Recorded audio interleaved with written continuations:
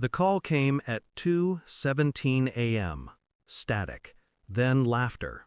A man's voice, deep, familiar in the way nightmares are.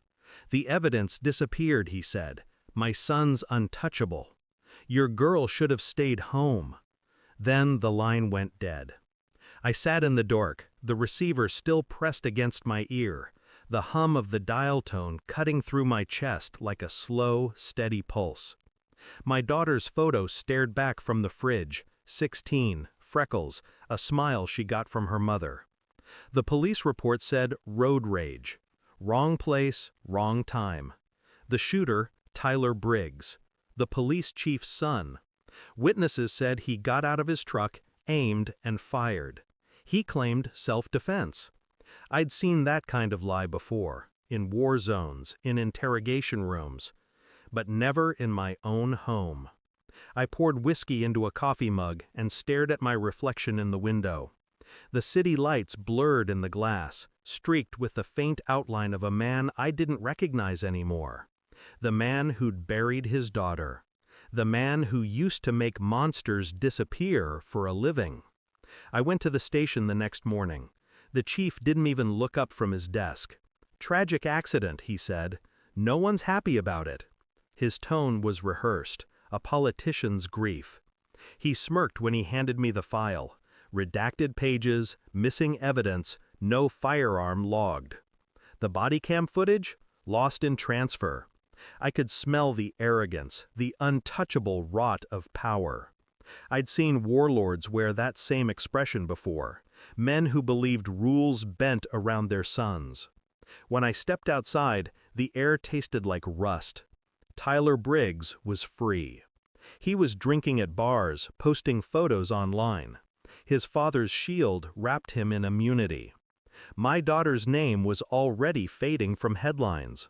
People told me to move on, to let the system work. But I'd been the system once. I knew exactly how it worked, and I knew how to break it. That night I cleaned the inside of my taxi, checking the rearview mirror like I used to check the scope on my rifle. Old habits. My passengers thought I was quiet, polite, boring. Good. In the military, silence was a weapon. You waited, watched, learned. I started with the chief's son's routine, where he drank, where he slept, who he met. Nothing loud, just observation. Patterns tell the truth people try to hide.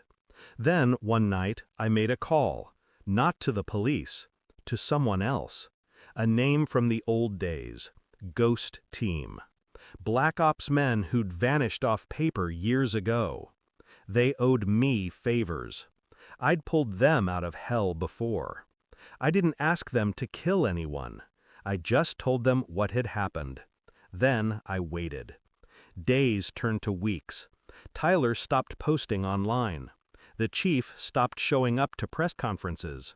I read between the silences, the kind that come before the storm hits. Inside, I was calm, too calm, like the seconds before you pull the trigger and the world narrows into focus. It was Friday when the call came, a voice I hadn't heard in years.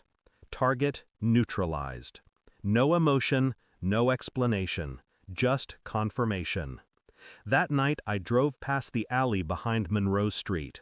Police lights flickered off the brick walls. A body covered in plastic. The chief's son. Execution style. I didn't stop, just watched from the edge of the crowd. The chief stood near the tape, face pale, eyes hollow. Powerless for the first time. He saw me, and I smiled. It wasn't joy, it wasn't relief. It was something colder, a quiet understanding that justice doesn't live in courts. It lives in balance. 3 days later he came to me. Same office, same smell of arrogance, but this time laced with fear. "You did this," he whispered. I said nothing, just looked at him, steady, unblinking. "You think this fixes anything?" he said. "You think this brings her back?" "No," I said, "but it makes us even." He slammed his fists on the desk. Papers flew.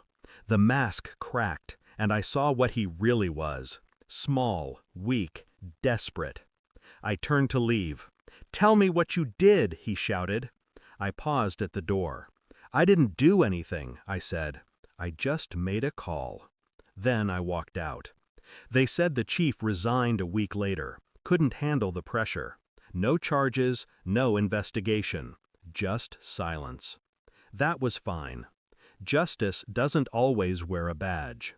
Sometimes it's just a father with nothing left to lose. Every night I still drive my taxi through the city. Same roads, same neon lights bleeding through the rain. Sometimes I catch my reflection in the mirror again.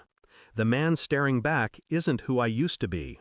He's quieter, harder, empty in all the right places. I don't believe in peace anymore. Only balance. And sometimes, balance feels like revenge. When the world buried my daughter, I buried its mercy. Thanks for watching. Don't forget to like, share, and comment. Subscribe now to Cheating Stories Insight World for more amazing stories.